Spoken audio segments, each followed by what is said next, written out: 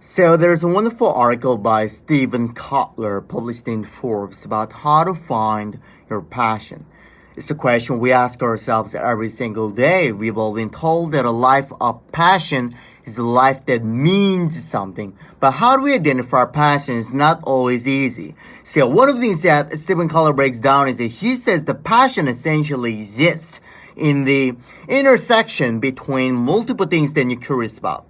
So he says the first thing you should do if you want to identify passion is to make a list of all the things that you're curious about, all the things that you wonder about. Be as specific as you can.